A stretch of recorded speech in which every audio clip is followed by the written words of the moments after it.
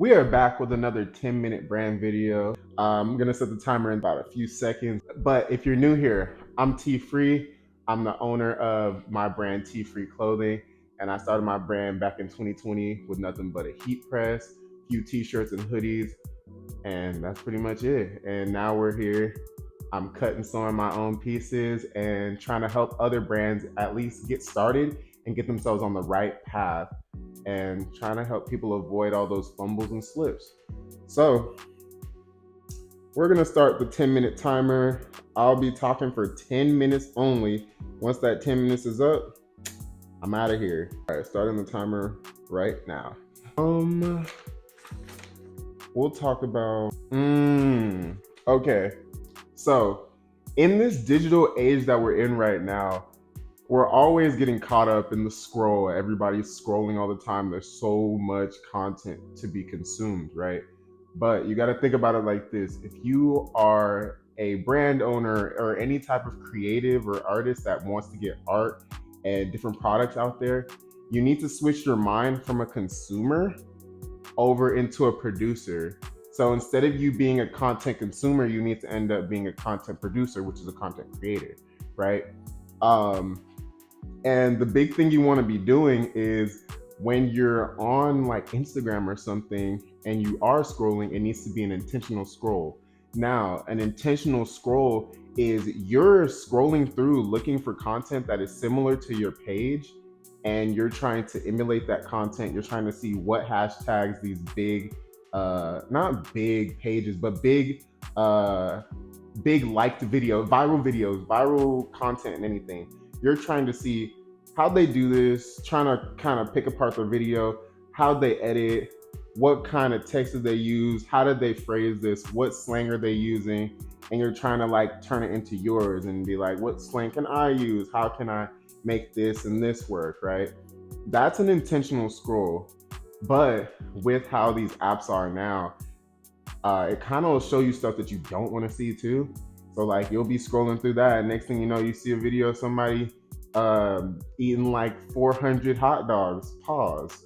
But you see a video like that, and you're like, this has nothing to do with what I'm doing right now. But our minds are so like trained to be in that short, quick attention span of like, oh, next thing, you know.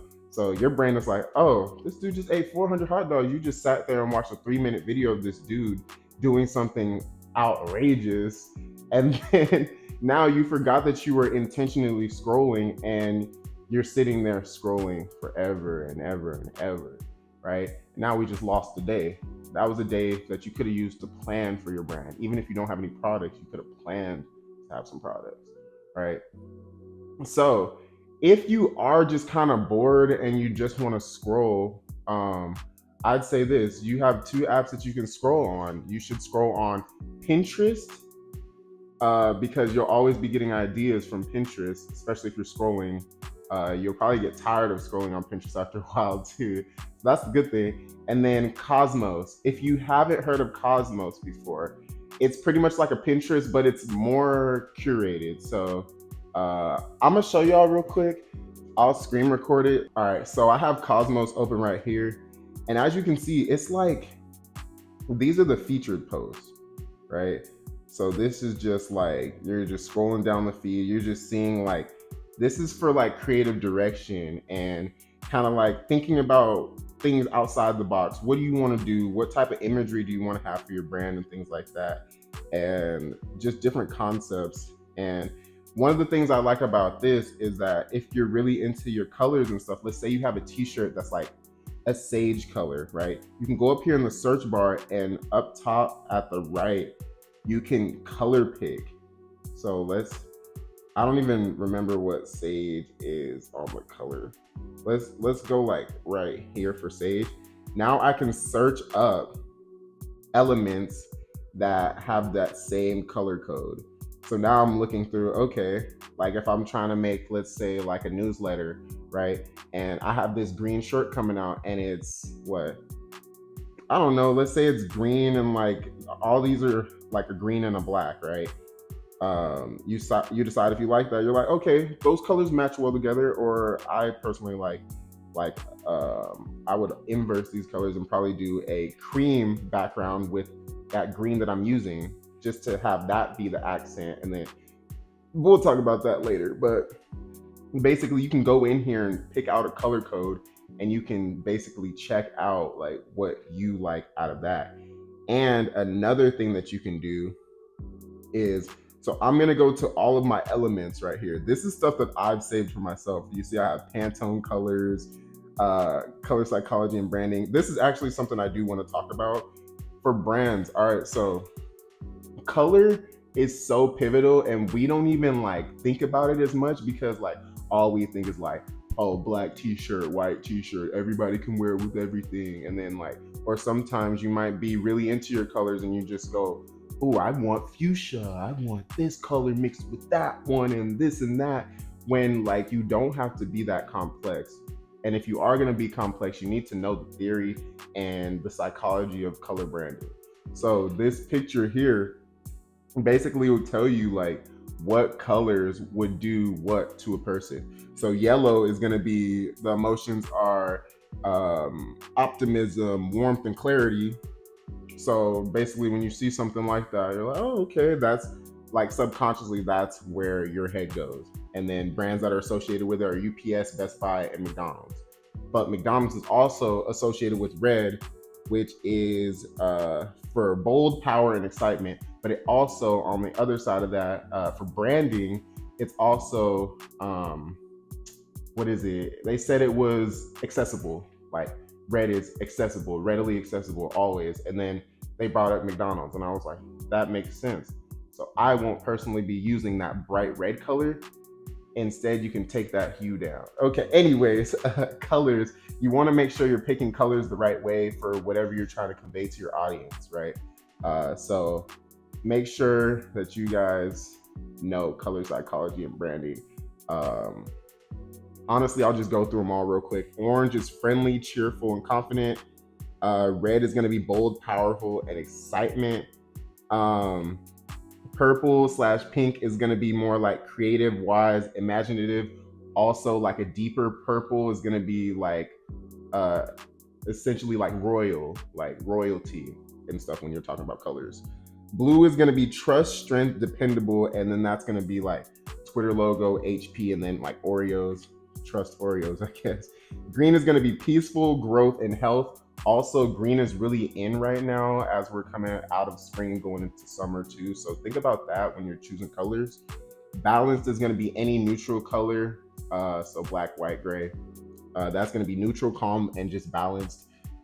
When you're making your logos, you want to make sure your logos can go black and white. All right, not just colors. But yeah, so this is Cosmos, and then you could just look around. This is one of my boards, and I'm just like, kind of curating it how I want it to look. Yeah. So just make sure that you're not just scrolling aimlessly, and you're scrolling with intention, and you're trying to make sure that you know that your brand is going somewhere with the direction. And if you're trying to figure out what type of content you should post, if you don't have any products at all, post other people's brands. Think about it like this. Let's say like there's a brand that you want to be like. Let's say Fear of God, because that's the first brand that comes to my head. Or Supreme. You want to be like Supreme, right? Oh, they're too high. Anyway, it doesn't matter. Let's say Market, Chinatown Market. They're the market now. But let's say you want to be like them, right? You can just start like being like, oh, to your audience, oh, what do you guys think of this? Or you can even be the person that's like, oh, this is what I think of this recent drop from Market. Or you can even give them like education on Market. Like Market started back in 1990, whatever, and then they did this and this and this, and now they became this, right? Like, why does it inspire you? Why do you like what you like? And you need to inform people that like, you got to think about it like they don't know what you're talking about already. Like right now I'm talking to you because we've already established that I'm a brand owner that wants to help you avoid fumbles. But if I skip that whole part and there's somebody that doesn't know what I'm about to start talking about, then they're unaware, right? I want you to be aware of what's going on, and you want your people. Man, I was dropping gems and my phone died, bro. But hey, if you are a brand owner or aspiring brand owner that just wants more clarity in this process, and just help with building a community. I'm starting up a program. It's gonna have a mastermind group attached to it. I need a few more people to hop in. The first 10 people to hop in is gonna get 80% off of the program. I would make it free for them, but if you don't pay, you're not gonna pay attention. So it's really just to make sure you stay on it and stay hustling and grinding, all right? It's not gonna be no template. It's really just me making sure I can give you what you need, all right? So if you wanna learn how to build a community and start up a fire brand as we get into these next years, tap in with me. The link is gonna be in my bio, or you could DM me on Instagram. I'm gonna catch you on the next. Peace.